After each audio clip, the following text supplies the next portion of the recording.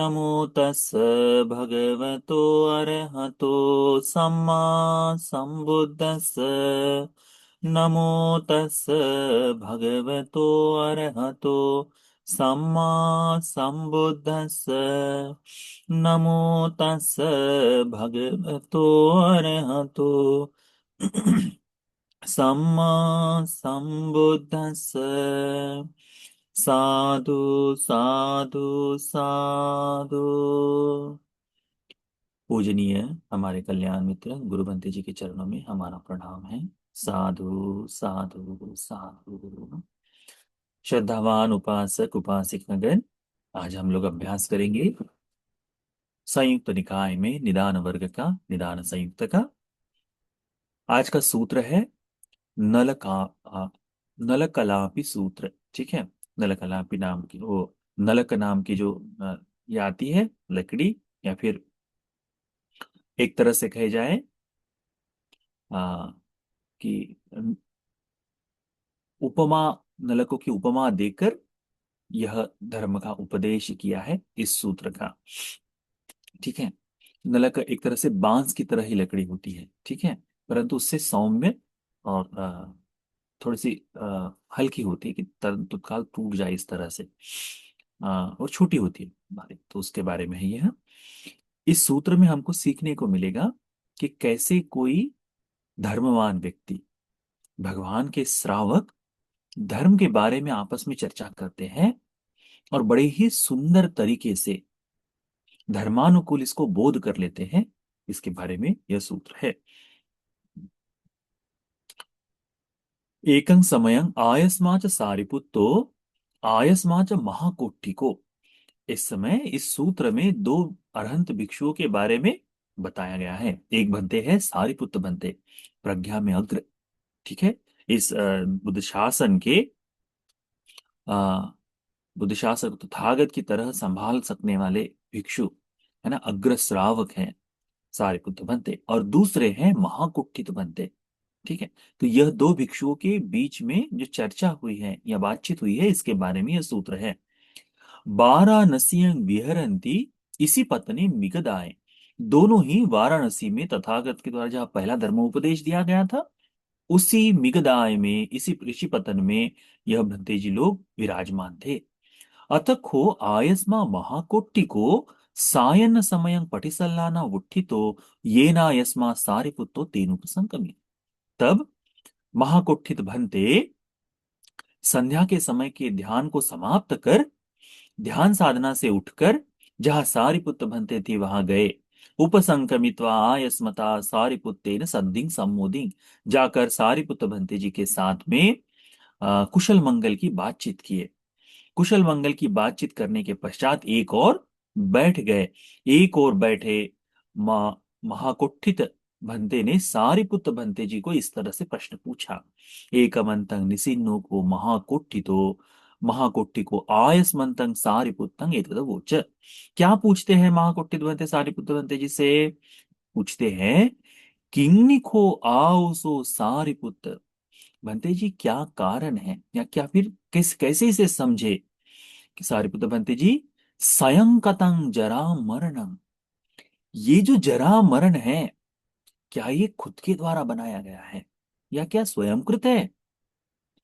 परं कतं जरा मरणम, या फिर ऐसा कहे कि ये दूसरों के द्वारा बनाया गया है। स्वयं कतं च परं कतं च जरा मरणम, क्या ये स्वयं तथा दूसरों दोनों के द्वारा ये बनाया गया है, या फिर अदाहु असयंकारं अपरंकारं अधिच समुपन्नं जरामरणं, या इन दोनों के व्यतिरिक्त स्वयं ही किसी अद्भुत या किसी ऐसी बात से स्वतः स्वयं ही, ना तो खुद के द्वारा ना दूसरों के द्वारा, परंतु अधिच संपन्न, अधिच समुपन्न, अपने आप ही उत्पन्न हो जाने वाला है। यानी उसके पीछे ऐसा कोई कारण नहीं, स्वयं ही उत्पन्न हो गया, कुछ ऐसा है। तो सारिपुत्र बनते जी महाकुट्ठित बनते जी को उत्तर देते, कहते हैं, नखो आओ सो कोट्टिक सयं कतं जरा मरण। कोट्टिक, महाकोट्टिक, ये जो जरा मरण है, ये स्वयं कतंग भी नहीं कह सकते। न परंकतंग जरा मरणम, ये जो जरा मरण है ये दूसरों के द्वारा बनाया गया है, ऐसा भी नहीं कह सकते। न स्वयं कतंग च परं कतंग च जरा मरणम, ये ना तो खुद के द्वारा किया गया है ना दूसरों के द्वारा किया गया है, ऐसा भी नहीं कह सकते।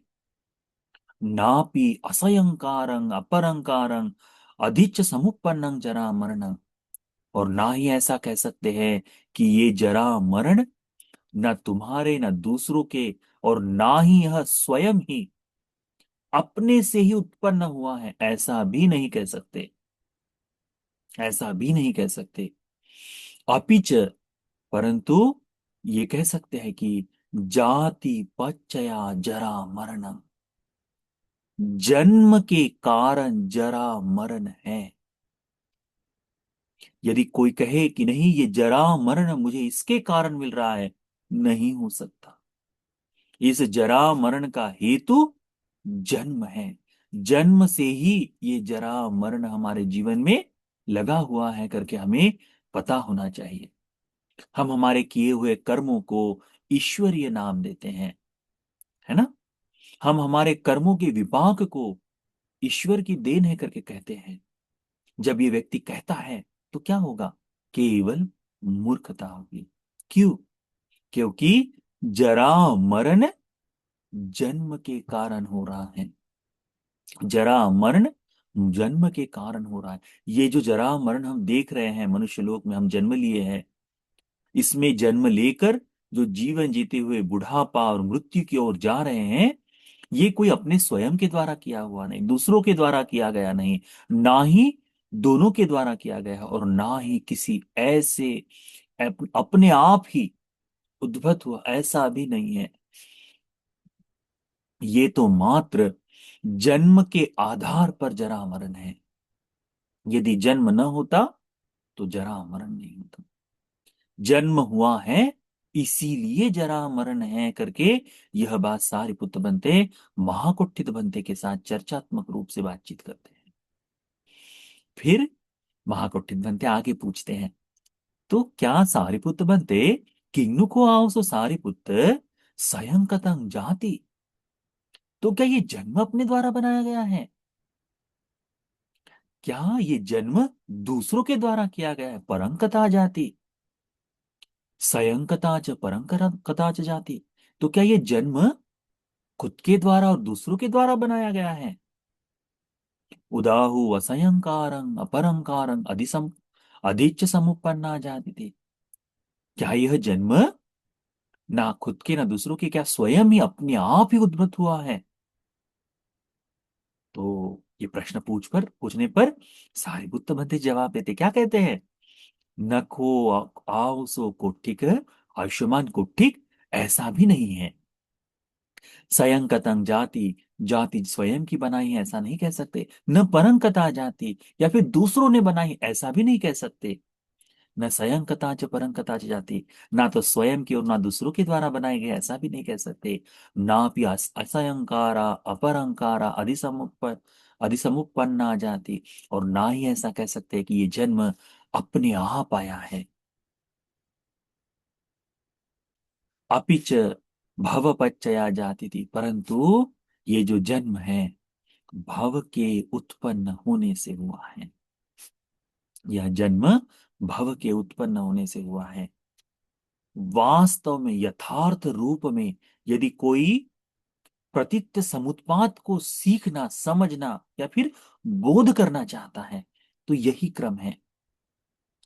सब कुछ हमारे जीवन में हम अनेकों बार चिंतन मनन करते हुए सोचते हैं, अच्छा ये तो इसके द्वारा आया है, अरे ये तो इसकी देन है, ये इसके कारण है। नहीं, कार्य कारण भाव में जुड़ा होने के कारण, कार्य कारण भाव में लगा होने के कारण ही ये उत्पन्न हो रहा है। इस बात को हमें सीखना समझना बोध करना चाहिए। तो ये मनुष्य जीवन के बारे में बता रहे हैं। बनते कहते हैं कि जन्म यह भव के कारण हो रहा है। भव पच्चया जाति, भव के कारण जन्म हो रहा है। फिर उसी प्रकार से महाकुट्ठित बनते एक एक प्रश्न पूछते हैं।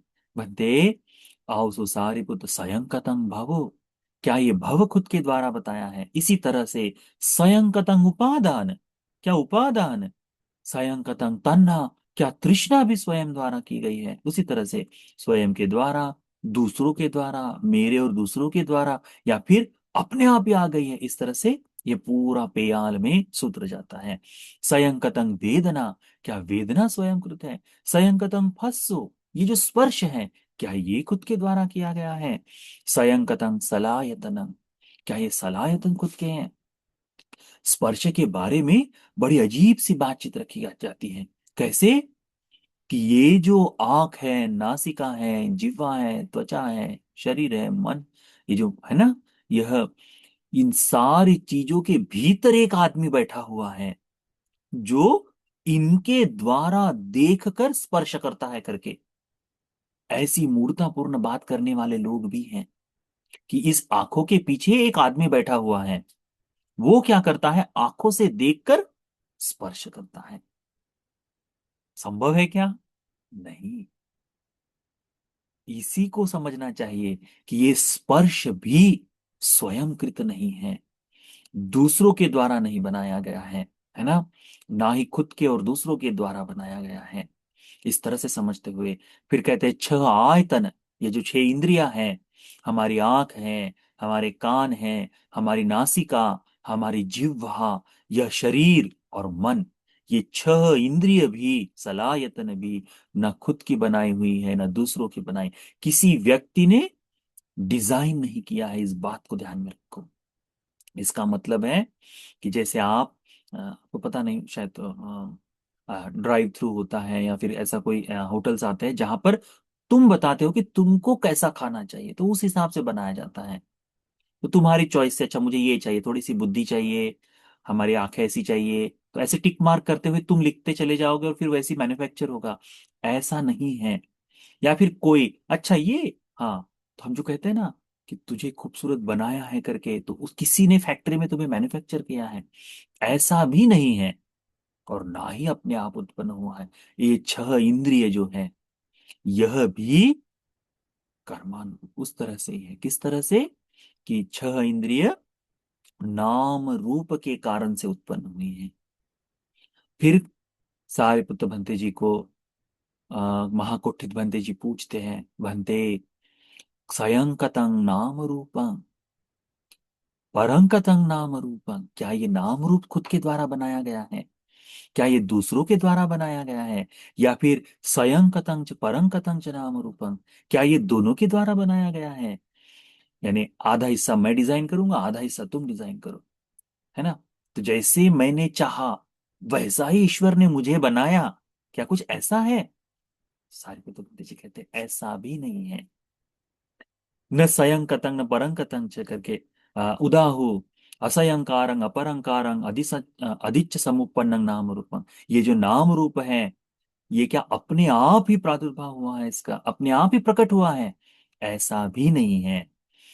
सारिपुत्र भंते जी महाकुट्ठित को कहते हैं, आओ सो कुट्ठित, न स्वयं कतंग नाम रूपं, ये नाम रूप स्वयं के द्वारा बनाया गया नहीं, न परं कतंग नाम रूपं, ना ही ये नाम रूप किसी और के द्वारा बनाया है, न स्वयं कतंग च परं कतंग च नाम रूपं, ना तो ये नाम रूप खुद के द्वारा और दूसरों के द्वारा बनाया गया है, नापि असयंकारं अपरंकारं अधिच्च समुपन्नं नाम रूपं, ये जो नाम रूप है ना खुद के द्वारा ना दूसरों के द्वारा किसी भी ऐसी बात से नहीं, अपिच विज्ञान पच्चया नाम रूपं, ये जो कहे तो विज्ञान के कारण, विज्ञान के कारण ये नाम रूप बना है करके सारिपुत्र भंते जी महाकुट्ठित भंते जी को बताते हैं। तो इस बात को हम लोगों ने सीखना चाहिए, जानना चाहिए, समझना चाहिए। ठीक है, तो आज के लिए इतना पर्याप्त है। इसकी उपमा, यानी इसका उदाहरण, जो इस सूत्र में जिस उदाहरण को लेकर भगवान ने बताया वह, और इसका अवशेष भाग सारिपुत्र भंते जी से जो चर्चा हो रही वह हम कल के दिन में पूर्ण करेंगे। बड़ा ही सुंदर उपमा है। उस उपमा को समझते ही हम बड़े अच्छी तरह से समझ जाएंगे। ठीक है, हमें बड़ा लाभ होगा। तो आज का यह सूत्र का उपदेश हम सभी को, आप सभी को चार आर्य सत्य को बोध कर लेने के लिए, इस प्रतीत्य समुत्पाद को जान जाने के लिए उपकारी हो जाए। साधु साधु साधु।